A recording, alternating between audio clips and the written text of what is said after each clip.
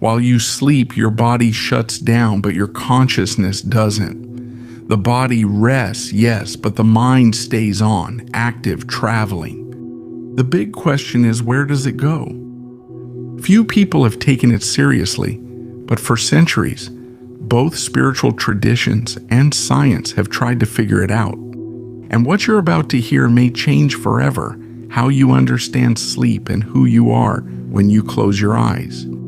If you've ever had a dream so real that you felt like you were living another life, share it in the comments. It's not just out of curiosity. Those kinds of experiences say much more about your consciousness than you might imagine. Dreams have always been a mystery. Since ancient times, different cultures believed that when sleeping, the soul separated from the body and traveled to other planes. In ancient Egypt, dreams were already considered divine messages. In Greece, philosophers like Platon spoke of the soul accessing higher realities. During rest today, science confirms that sleep is vital for memory in the brain. But that's not the whole story. There's something much deeper happening at certain moments of sleep. In some phases, brain activity is surprisingly similar to that of deep meditation, even to that of near-death experiences. In those states, our perception of time and reality becomes completely distorted, and that's where discomfort appears. If consciousness were just a byproduct of the brain, why do so many people report lucid dreams, spiritual encounters, and visions that defy all logic? Are they just simple hallucinations, or is something else going on? The key might lie in a phenomenon that almost no one talks about: the journey of consciousness. Every night, a fascinating process takes place that most people are unaware of. When you fall asleep, your body enters a deep state, your brain waves slow down, and the physical world fades away. But that doesn't mean consciousness shuts off. Quite the opposite. While the body rests, the mind continues to function on levels that science still can't fully explain. During sleep, we go through several phases, and it's in the rapid eye movement state, when the eyes move rapidly, that the most intense dreams and the strangest experiences appear. But even that doesn't explain everything. And research from the Monroe Institute and scientists like Dr. Charles Tart suggests that in that state, consciousness can separate from the physical body and access other layers of reality. This is known as astral projection or out-of-body experience. So, why does almost no one notice? Maybe because since we were kids, we were trained to believe that only what can be touched, measured, and weighed exists. The rest, supposedly, is just fantasy. However, those who have lived these experiences describe a powerful sense of freedom, an expanded perception, and in some cases, the ability to visit places where they have never physically been. There are documented testimonies of people who, in this state, describe distant events and locations with a level of detail that is impossible to explain. One of the most well-known cases is that of Robert Monroe, a researcher who dedicated his life to studying these phenomena, and he documented his journeys through non-physical realms in several books. And there's a key detail that almost no one mentions. Your mental and emotional state before sleeping directly influences what you experience. If you go to bed filled with fear, anxiety, or worry, you're more likely to access dense and confusing levels of the dream world. It's not punishment, it's coherence. On the other hand, when you fall asleep with a clear intention and in a higher vibration, the door opens to deep, even spiritual experiences. Next time you go to sleep, try something different before you close your eyes. Set an intention. Say it to yourself calmly, without effort. I want to remember what my consciousness experiences tonight. It seems simple, and it is, but it can also be surprisingly powerful.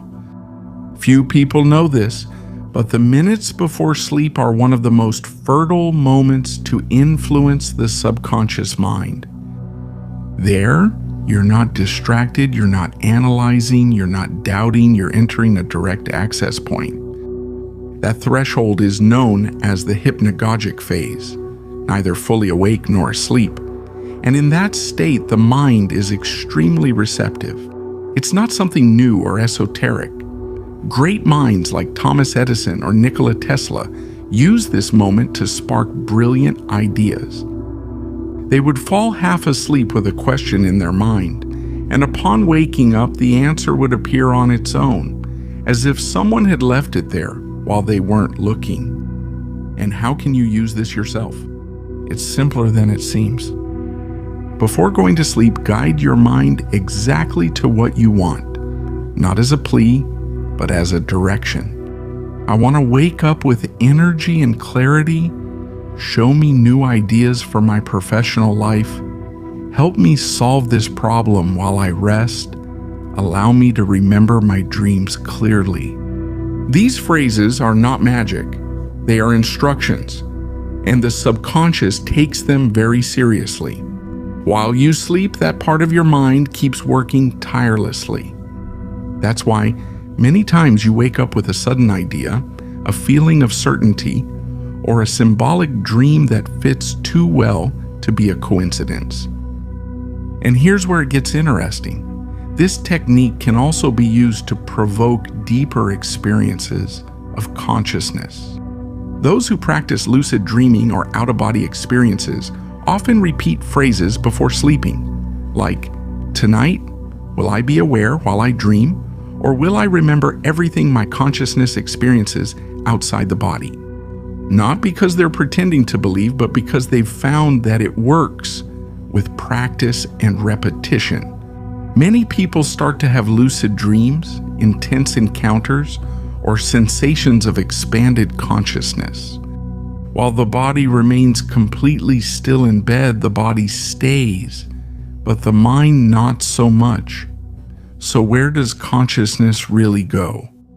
There isn't just one answer. It depends on your level of perception, your emotional state, and yes, the intention with which you fall asleep.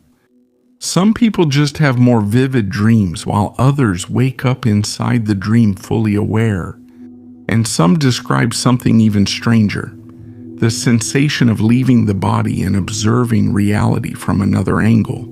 The curious thing is that these experiences are not exclusive to today. Mystics, Buddhist monks, and people who have had near-death experiences have described the same thing for centuries. They talk about places that don't follow the normal rules, cities of light, encounters with guides, dimensions where time and space work differently. Now then, how can we know if consciousness really travels or if it's all just an elaborate dream? There are signs that are hard to ignore. People who, after an out-of-body experience, described places they had never physically visited with precision. Details that were later verified, not definitive proof, but clear signs that something real is happening. And to top it off, even quantum physics is starting to raise a disturbing idea. That consciousness is not confined to the brain, that it works more like a field than as an isolated product of matter. Neurosurgeon Eben Alexander, after having a near-death experience, stated something unsettling. What he experienced on the other side felt more real than his waking life. And that raises an uncomfortable question. When are we truly asleep? Do we access parallel realities, higher dimensions, or just deep fragments of our own mind? The answer might lie in dreams, because many of them don't seem like simple products of the brain. For some, they are records of genuine journeys of consciousness. Not just simple nighttime stories, but journeys through landscapes that don't fit with everyday logic. Dreams have always been interpreted as messages from the unconscious. Freud saw them as an escape route for repressed desires, while Jung went further, understanding them as a doorway to the collective unconscious, a shared space where universal symbols and archetypes appear to guide our personal journey. And this is where everything becomes more interesting. Many people describe dreams that feel like out-of-body experiences, encounters with entities, or even visions of future events. So-called lucid dreams happen when you realize you're dreaming, and in some cases you can move and choose to interact. You're not at the mercy of the dream. You're inside it, aware? Spiritual traditions have been saying the same thing for centuries. In other words, in shamanism, dreaming is traveling. The soul moves, Moise learns, receives information from guides. In certain Buddhist schools, dreams are used as training for death, preparing the consciousness to move clearly when the body is no longer there. And now comes what breaks the mold. There are people who claim to have had the same dream as a friend or a family member, on the same night, same scenarios, same details, a coincidence that's hard to believe. This suggests that during sleep, consciousness is not confined to the brain, but connected to something broader. Quantum physics points to a similar idea. Everything in the universe would be interconnected through a unified field, a deep level of reality where the separation between individual minds becomes blurred. Whether thoughts and emotions have frequencies or not, it's not crazy to think that two people could tune into the same one while they sleep and enter the same dream scenario. This is where Jung's collective unconscious fits in, a huge shared reservoir of symbols, memories, and archetypes that would explain why people from different cultures who have never met dream of surprisingly similar images. In deep states of sleep, the mind could access this kind of universal database, and that's where shared dreams would come from. There are also accounts of even clearer joint experiences. Two or more people claim to have met in the same environment during sleep, and when they wake up, they describe exactly the same thing. Too many matching details to ignore. Everything points to the fact that while we sleep, we can access subtle dimensions where consciousness is no longer limited by the body. But not all dreams are random or just leftovers from the day. Some bring messages, warnings, premonitions. Many people have dreamed about events that later happened in reality. Why? Because in dreams, consciousness is not trapped in linear time. Awake, we live chained to the past, present, and future, as if they were separate compartments asleep. Those boundaries become blurry. In that state, the mind can move in a reality where time is flexible. The physicist John Wheeler even proposed that the future can influence the past at the quantum level. And if that happens at the subatomic level, why not in consciousness, when it is freed from the body? That's why several researchers have studied the so-called precognitive dreams. One of the most well-known cases is that of Abraham Lincoln, who dreamed of his own death a few days before he was assassinated. Not as a metaphor, but as a scene, as a warning.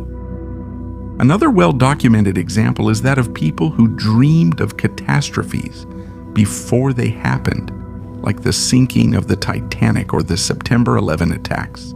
Previous dreams filled with clear images, intense emotions, and details that are hard to ignore. Carl Jung called this synchronicity, meaningful connections between events that can't be explained as mere chance. If time doesn't work the same way at the level of consciousness, then it's possible that when we dream, we're picking up on subtle patterns of things that haven't happened yet. It's something like a memory of the future. It sounds strange until you start to see how many cases repeat themselves, doesn't it? Now then, how do you tell an ordinary dream from a precognitive one? The difference is usually in the intensity. Precognitive dreams don't feel blurry or confusing. They're vivid with specific scenes with a sense of reality that's so strong that when you wake up, something inside you knows it wasn't just a dream. Many people describe that certainty as the most unsettling part of the experience. If this is the case, then while we sleep, we might be connecting to something much bigger. A universal consciousness where all possibilities already exist at the same time, past, present, and future. Not as separate lines, but as a single field. Not all dreams are the same, and understanding their types helps to interpret them better. Symbolic dreams use metaphors to communicate messages from the subconscious. Dreaming of a house, for example, usually reflects your internal emotional state. Precognitive dreams show fragments of the future, accessing information that does not follow linear time. Lucid dreams occur when you realize that you are dreaming and you can consciously interact, even change the course of what happens. And spiritual dreams include encounters with guides, deep messages, or out-of-body experiences. So, how do you really start to understand them? Attention and intention. If you want to remember and decipher your dreams, start with something simple but powerful, a journal. Write down everything you remember when you wake up, even if it seems absurd. Over time, patterns emerge on their own, messages repeat themselves, and what once seemed like noise starts to make sense. One of the most intriguing aspects of dreaming is the so-called astral plane, which has been widely studied in traditions such as Hermeticism, Theosophy, and Spiritism. According to these schools of thought, the astral is an intermediate level of existence where thoughts and emotions take shape. It is not a rigid reality. It is malleable, changeable, and responds directly to the intention and vibration of the one who accesses it. Those who have had out-of-body experiences during sleep often describe different layers within this plane. Some are luminous, serene, full of learning, and encounters with benevolent beings. Others, on the other hand, are dense, chaotic, dominated by fear, anxiety, or confusion. It's not punishment or reward, it's a reflection. That's why, today, your emotional state before sleeping matters more than you think. Many spiritual researchers divide the astral plane into 3 levels. The lower astral, linked to dense energies like fear, guilt, or emotional imbalance, is usually perceived as dark and heavy. The middle astral is the most common. That's where most regular dreams and interactions with subconscious content happen. And the higher astral is associated with elevated states of consciousness, encounters with guides, deep understanding, and mental expansion. Various studies on astral projection suggest that, while we sleep, some people access these planes spontaneously, without training, without seeking it, and often without fully understanding what just happened to them. While some people access these states spontaneously, others can consciously train themselves to reach them. There are specific techniques such as lucid dream induction or mindfulness practices before sleeping, which make this process easier. It's not a matter of talent, it's a matter of training. Spiritual encounters during sleep are among the most puzzling and transformative experiences that exist. There are those who claim to have seen beings of light, spiritual guides, deceased relatives, and even people who are still alive. And the inevitable question arises, is it just a creation of the mind, or are we really interacting with other consciousnesses? The answer may lie in the nature of the astral plane. As has already been mentioned, it is an extremely malleable dimension that responds directly to intention and emotional frequency. If during sleep consciousness is freed, even partially, from physical limitations, then these encounters would not be impossible. In fact, many people experience them spontaneously without seeking them out. Those who have lost someone close to them often dream of them in a very vivid way, not as a blurry memory, but as a real presence. Sometimes they receive messages that upon waking and bring deep comfort. For some, this can be explained as a psychological coping mechanism for grief. But there are cases where unknown facts appear, unexpected messages, information that the person did not have. And that's where the psychological explanation starts to fall short. Another common type of spiritual encounter is the learning one. Some esoteric traditions claim that while we sleep, we can be taken to real spiritual schools, where teachings about consciousness, evolution, and the universe are shared. There are people who wake up remembering complex concepts they never studied and later find in sacred texts or ancient traditions. Uncomfortable for skepticism, fascinating for those who experience it. If you want to have more control over these kinds of experiences, there are simple but effective practices. One of them is to set a clear intention before going to sleep, stating it directly. Tonight I want to meet my spiritual guide and remember the experience when I wake up. And it's very important to have a notebook near your bed to write down any memories as soon as you open your eyes. Dream memories fade quickly, just like a dream, literally. Now, not all nighttime experiences are pleasant. Nightmares are one of the most intriguing phenomena of sleep, and their origin goes far beyond everyday stress. They often function as symbolic messages from the unconscious, emotional alerts, or even experiences in denser layers of the astral plane. Why do they happen? Can they be controlled? From neuroscience, it is known that the brain continues to process emotions while we sleep, reorganizing memories and trying to make sense of what we have experienced. The threat simulation theory suggests that nightmares are a natural mechanism of the brain to train us for real dangers, a kind of survival simulator. But on a deeper level, these could also reflect a resonance with vibrational states that match our inner world. Nightmares appear mostly during the rapid eye movement phase, when the brain is hyperactive. Freud interpreted them as the expression of repressed fears and traumas, while Jung saw them as the manifestation of deep archetypes that emerge from the psyche. It's been proven that people who go through losses, intense anxiety, or prolonged stress have more nightmares.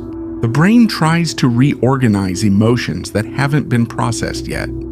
However, not all nightmares have a clear psychological cause. Some seem to arise for no apparent reason, as if they came from somewhere else. And here's the practical part. If nightmares reflect your emotional and energetic state before sleeping, then they can be transformed. There are simple techniques that make a big difference.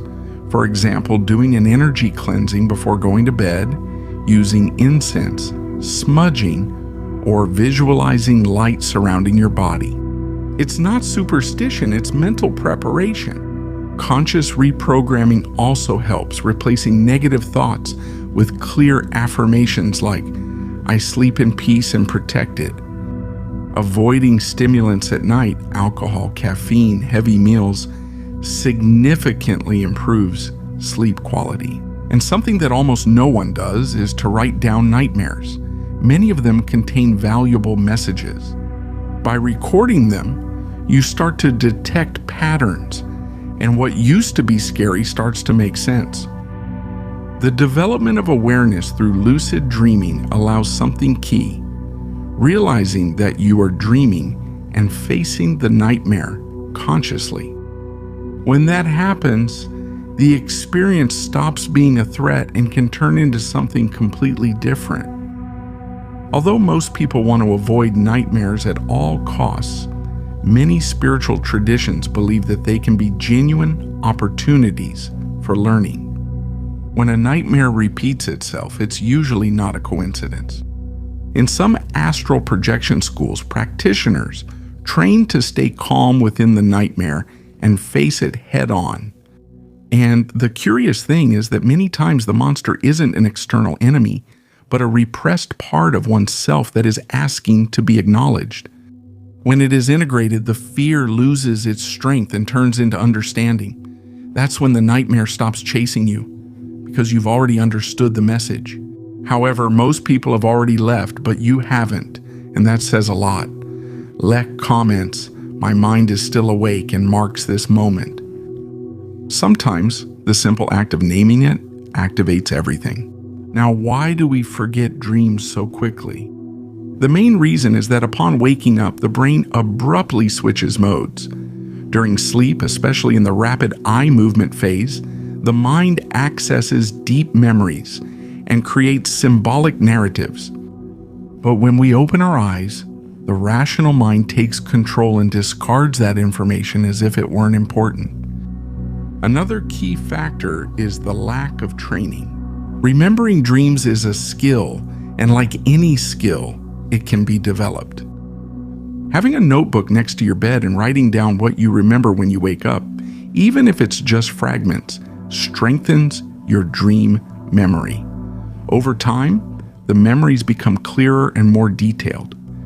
It also helps not to move immediately upon waking up, and the first few seconds are crucial. Staying still and mentally reconstructing the images before getting up can make a big difference. Reducing stimuli before sleeping, such as screens and blue light, also improves both the quality of rest and dream retention. There is an experience that usually scares those who go through it for the first time. Sleep paralysis happens when you partially wake up. You can't move, you feel pressure on your chest, and in some cases you sense disturbing presences. From a scientific perspective, it's explained as a temporary mismatch. The brain wakes up before the body, keeping the muscles locked.